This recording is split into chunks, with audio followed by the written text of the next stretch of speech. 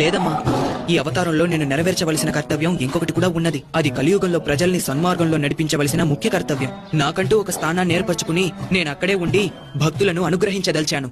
తండ్రి, మీ రాజ్యంలోని ఏదో ఒక ప్రాంతంలో కొంత చోటివ్వండి. నేను అక్కడే ఉండి ప్రజల కష్టాలు తీరుస్తాను. నాయనా, తమకు ఎంత చోటు కావాలో, ఎక్కడ కావాలో తీసుకోండి.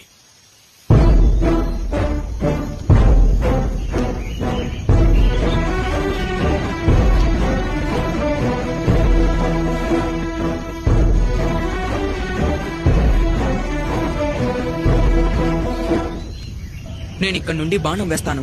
ఆ బాణం ఎక్కడికి వెళ్లి పడుతుందో ఆ చోటే నాకు కావాలి. అక్కడ నా కోసం ఆలయాన్ని కట్టించండి. అక్కడ ఉండి కలియుగాన్ని నేను పరిరక్షిస్తాను.